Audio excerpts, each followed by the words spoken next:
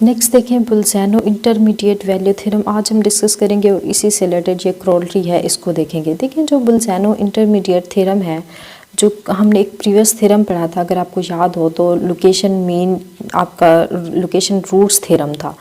तो सेम ये जो है उसका जनरल फॉर्म है, जहाँ पे जस्ट ज़ीरो था वहाँ पे आप के रिप्लेस कर दें, सेम ये वही थ्योरम बन रहा है। तो देखिए उस थ्योरम के अंदर क्या था, उसमें आपकी कंडीशंस थी कि आप अगर कोई एक फंक्शन लें, फॉर एग्जांपल मैं एफ ऑफ फंक्शन लूँ, एफ ऑफ एक्स एक मेरा फंक्शन है। अच्छा, अब अगर यही फंक्शन अगर आपका ए और be closed end bounded interval पे हमने देखा था, अगर तो ये कॉन्टिन्यूस हो रहा है, फर्स्ट वन कंडीशन तो ये थी, ये कॉन्टिन्यूस होना चाहिए A be close and bounded interval पे। और उसके बाद दूसरी कंडीशन इसके अंदर ये थी कि इसके अंदर एट पॉइंट ए और at point B, F of A और एफ ऑफ बी अगर आप फाइंड करें तो ये फॉर एग्जांपल 0 से ग्रेटर है और ये आपका 0 से लेस आ रहा है।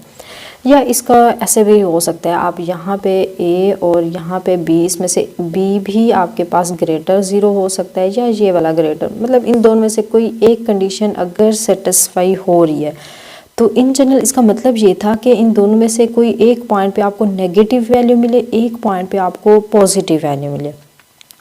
तो तब ये अगर कंडीशन सेटिस्फाई हो रही है तो इट मीन्स आपको इसी में से, इसी फंक्शन में से, इसी इंटरवल में से एक सी पॉइंट ऐसा मिलेगा जहाँ पे फंक्शन की वैल्यू आपके पास 0 होगी। देखिए ऐसा क्यों हो रहा है, क्योंकि हमारा फंक्शन है कॉन्टिन्यूस। हमने इसको ग्राफिकली देखा था कि कॉन्टिन्यूस फंक्शन है, मतलब इसमें कॉन्टिन्यूस का मतलब इसमें कोई ब्रेक नहीं आ रहा। तो जब एक वैल्यू हमने नेगेटिव लेनी है, एक पॉजिटिव, 0 से ग्रेटर का मतलब एक पॉजिटिव लेनी है, 0 से लेस का मतलब एक नेगेटिव, ये कंडीशन लगाएं या ये दोनों एक ही बात है। तो जब एक नेगेटिव लेनी है, एक पॉजिटिव लेनी है, ग्राफ के अंदर कोई ब्रेक नहीं आएगा क्योंकि फंक्शन हमारा कॉन्टिन्यूस है। तो फिर आपको लाजमी ज़ाहिरी सी बात है आपकी लाइन कहीं ना कहीं पे जाके, फॉर एग्जाम्पल आपका ग्राफ ये है, टच करेगी 0 एक्स एक्सेस को यहाँ पे। तो जहाँ पे ये एक्सेस टच कर रही है तो वहाँ पे आपका वाई 0 हो जाता है, मतलब वहाँ पे फंक्शन की वैल्यू 0 होगी।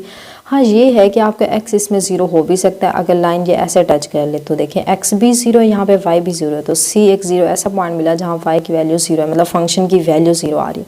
बट यहाँ पे देखिए हमें फॉर एग्जाम्पल मैं इसको 0 बोल दूँ, इसको 1 बोल दूँ, ये पॉइंट 2 बोल दूँ, तो अब ये मुझे 2x = 2 ऐसा पॉइंट मिला जहाँ पे फंक्शन मतलब y की वैल्यू 0 आ रही है। तो मतलब यहाँ पे f ऑफ 2 जो है वो आपके पास 0 आ रहा है। अब ये c की वैल्यू जो है वो 2 हो गया। c मतलब x एक्सिस, x की वैल्यू जो होती है। तो मिनिमम हमें एक पॉइंट ऐसा मिल गया जहाँ पे कॉन्टिन्यूस फंक्शन था, ये कंडीशन सेटिस्फाई। यहाँ एक से ज़्यादा भी हो सकते हैं। देखें अगर इसको आप ऐसे कर लें, ग्राफ आपका फॉर एग्जाम्पल ऐसे है, तो देखें हमें 2 पॉइंट ऐसे मिल गए जहाँ फंक्शन की वैल्यू आपके पास 0 आ रही है। तो खैर अगर इसकी डिटेल करनी है तो आप प्रीवियस लेक्चर्स में कर लें। बताने का ये मकसद है कि अगर फंक्शन कॉन्टिन्यूस ना होता फिर ये कंडीशन आपकी होल्ड कर भी सकती थी, नहीं भी कर सकती थी। जैसे मैं डिसकॉन्टिन्यूस फंक्शन ले लूँ, फॉर एग्जाम्पल मैं ग्राफ कुछ देखें ऐसे ड्रा करूँ, ये मेरा ये डिसकॉन्टिन्यूस फंक्शन है, यहाँ पे इसका ब्रेक आ रहा है, टूट रहा है ग्राफ आपका। तो अब देखें अब कोई मुझे एक वैल्यू ऐसी नहीं मिली जहाँ पे हमारा जो y है फंक्शन की वैल्यू है वो 0 आ जाए, क्योंकि फंक्शन हमारा डिसकॉन्टिन्यूस था। क्लियर है। अब ये भी देखें एक डिसकॉन्टिन्यूस फंक्शन है बट इसमें कंडीशन सेटिस्फाई हो रही है, तो डिसकॉन्टिन्यूटी होना लाजमी है। यहाँ पे देखें डिसकॉन्टिन्यूस फंक्शन यहाँ हो रहा है बट फिर भी पॉइंट मिल रहा है, बट यहाँ डिसकॉन्टिन्यूस फंक्शन था, हमें पॉइंट नहीं मिला। तो मतलब ये हुआ कि यहाँ पे फंक्शन हमारा continuous, A be close and bounded interval पे वो फंक्शन कॉन्टिन्यूस होना चाहिए, ये कंडीशन सेटिस्फाई हो। फिर आप कह सकते हैं कि आपको उस फंक्शन के अंदर कोई एक पॉइंट ऐसा मिलेगा जहाँ पे फंक्शन की वैल्यू जो है वो 0 है। बहुत ही अंडरस्टूड बात है ये। अच्छा, तो ये तो हमने प्रीवियस पढ़ा था, हमारा लोकेशन मीन वैल्यू थ्योरम था। तो आज हम जो पढ़ने जा रहे हैं वो हमारा बोल्ज़ैनो इंटरमीडिएट थ्योरम है। तो इसके अंदर जस्ट सिंपल कुछ भी नहीं है, जस्ट सिंपल जहाँ पे आपको ये 0 नज़र आ रहा है ना, यहाँ पे उन्होंने क्या किया है, यहाँ पे के लगा दिया। मतलब क्या हुआ कि यहाँ पे उन्होंने इन जनरल बात की है। तो इन जनरल बात है, अब आया कि ये के नेगेटिव है, पॉजिटिव है या 0 है, कुछ भी हो सकता है, नेगेटिव हो सकता है, पॉजिटिव हो सकता है और 0 भी हो सकता है। जब ये 0 होगा तो फिर ऑब्वियसली आपकी एफ ऑफ सी ये 0 हो जाएगी। ये हमने प्रीवियस देखा, जो अभी मैंने आपको इनफैक्ट थोड़ा समझाया भी है। डिटेल करने तो प्रीवियस जाके देख लें, बहुत डिटेल में हमने किया हुआ है। इनफैक्ट इतने डिटेल इनफ है जितनी मैंने करवा दिया, समझ आ गई होगी कि जब ये 0 होगा तो हमें फंक्शन कहीं ना कहीं पे एक पॉइंट ऐसा ज़रूर मिलेगा जहाँ पे फंक्शन वैल्यू 0 दे रहा है। बट अगर मैं बोलूँ ये मेरा के जो है वैसे तो ऑल रियल नंबर में से बिलोंग करे, मैं केसेस अगर बनाऊँ कि अब यहाँ पे 0 के अलावा कुछ और नंबर आ जाए, मतलब 0 के अलावा कोई पॉजिटिव नंबर आ रहा है, तो मतलब कि ये किसी पॉजिटिव नंबर से ये एफ ऑफ बी जो है यहाँ लेस हो रहा है, यहाँ पे पॉजिटिव नंबर से ग्रेटर हो रहा है।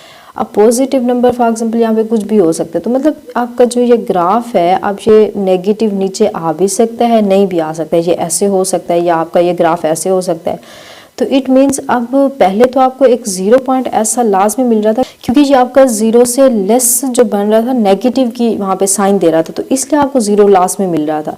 बट अगर ये नेगेटिव की कंडीशन में हटा दूँ तो ग्राफ अगर कुछ ऐसे अगर नेगेटिव की तरफ वो नहीं जा रहा, तो इट मीन्स अब यहाँ एफ ऑफ बी है, यहाँ पे फॉर एग्जाम्पल एफ ऑफ ए है, तो यहाँ पे जो के है इसके मिड में कोई भी पॉइंट लाई कर सकता है। फॉर एग्जाम्पल वो ये हो जाए, फॉर एग्जाम्पल वो ये हो जाए, आप 0 की रिस्ट्रिक्शन नहीं है, कोई भी इन जनरल पॉइंट ये हो सकता है। तो इट मीन्स अगर मैं बात करूँ कि ये मेरा पॉइंट जो है के का मतलब कि ये आपका कोई भी पॉइंट एफ ऑफ एक्स हो सकता है। तो ये जो मेरा पॉइंट है, तो मतलब यहाँ पे x की वैल्यू कुछ होगी तभी तो मुझे ये पॉइंट f ऑफ x मिला है। मतलब कोई फंक्शन ऑफ एग्जाम्पल जैसे मैं y इक्वल x का स्क्वायर पुट करूँ, तो यहाँ पे मैं x की वैल्यू कुछ पुट करूँगी, या इसको ऐसे भी आप लिख लें कि ये f ऑफ x है। तो ये पॉइंट मैं बोलूँ, मैं अगर इसमें मैं बात करूँ कि f ऑफ x मेरा जो है आंसर मुझे 4 दे रहा है, तो ये 4 इसने कब दिया, जब मैंने x की वैल्यू यहाँ पे 2 रिप्लेस की है, ऐसे है ना। तो मतलब f ऑफ c अब यहाँ पे इन जनरल रिजल्ट है, तो आपको यहाँ से k मिलेगा।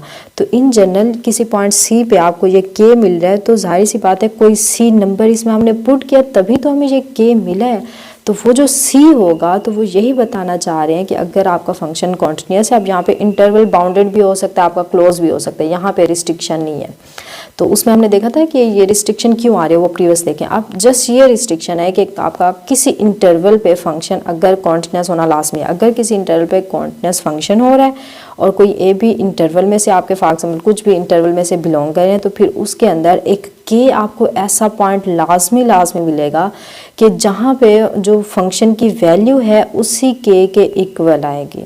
क्लियर होगी बात। जस्ट सिंपल आपको ऐसे भी क्लियर नहीं हो रहा तो उसी रिजल्ट के अंदर इन जनरल रिजल्ट बना लें, जहाँ पे 0 था यहाँ 0 था, उस फंक्शन के अंदर यहाँ पे 0 था, जस्ट ओनली आप 0 की जगह के को रिप्लेस कर दें, तो ये आपका क्या बन जाएगा, बोल्ज़ैनो इंटरमीडिएट थ्योरम बन जाएगा।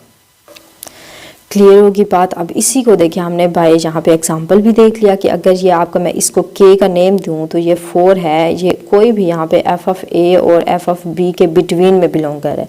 तो अब ये जो के है, ये के हमें कैसे मिला, मुझे ये ऐसे मिला कि एफ ऑफ सी इक्वल मैंने पुट किया, मैंने 4 मुझे तब ये मिला।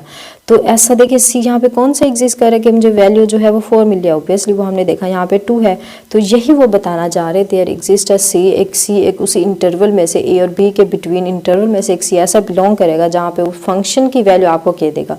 फंक्शन की वैल्यू के मिलने का ये मतलब है कि वहाँ पे कोई एक एक्स ऐसा एग्जिस्ट कर रहा था जिसने हमें ये वैल्यू के मिली, तभी तो वो के इन दोनों के बिटवीन में आया है। क्लियर हुआ। अच्छा, ये तो हमारा था बोल्ज़ैनो इंटरमीडिएट थ्योरम। होप सो आपको क्लियर हो गया होगा, बट फिर भी कोई मसला कोई डाउट आ रहा है तो आप ज़रूर पूछें, इंशाल्लाह मैं आपको ज़रूर रिप्लाई करूँगी।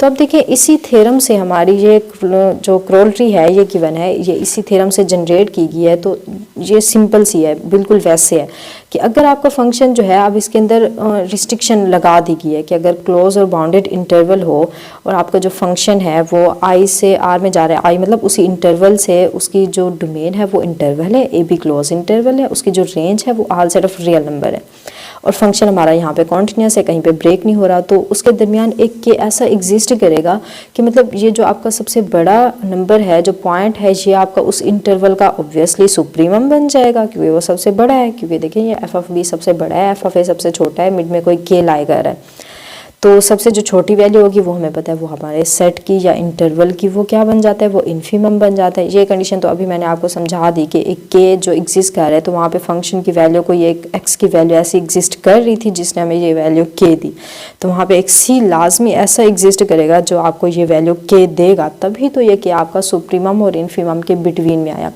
इस क्रोलरी के अंदर मेन बात जो है वो यही है कि अगर आपका फंक्शन क्लोज और बाउंडेड हो तो ऑब्वियसली बात है कोई भी आप क्लोज और बाउंडेड इंटरवल लें, इनफैक्ट अगर जस्ट ओपन इंटरवल भी ले लें, क्लोज बाउंडेड ना भी हो, जस्ट वो बाउंडेड फंक्शन हो तो आपको पता है उसके अंदर आपके देखें इसके अंदर अपर बाउंड भी लाई कर है, इन्फिनिट तक b से इन्फिनिट तक जो है ये इसके अपर बाउंड है और इसके लोअर बाउंड जो है वो नेगेटिव इन्फिनिट से a ये इसके लोअर बाउंड है। और अगर इसका मैं इन्फीमम देखूँ तो स्मॉल नंबर ये आपका इन्फीमम हो गया, ये अगर मैं बात करूँ तो ये इन्फीमम ये आपका सुप्रीमम हो गया। तो अगर यहाँ पे बात हो रही है क्लोज की फिर तो और अच्छी बात है, क्लोज और बाउंडेड की बात हो रही है तो ये हमारा जो इंटरवल है बाउंडेड इंटरवल है। तो बाउंडेड इंटरवल के अंदर आपको पता है upper bound lower bound exist करते हैं, फिर इसके अंदर हमें सुप्रीमम और इन्फीमम मिल जाता है। तो यहाँ पे जस्ट वही बात बताई जा रही है। क्लियर हुआ? तो होप सो आज के लेक्चर क्लियर हो गया होगा, बट फिर भी कोई भी मसला कोई भी प्रॉब्लम आ रहा है तो आप ज़रूर पूछें, इंशाल्लाह मैं आपको ज़रूर रिप्लाई करूँगी। तो आज के लिए इतना ही काफ़ी। ओके, अल्लाह हाफिज़।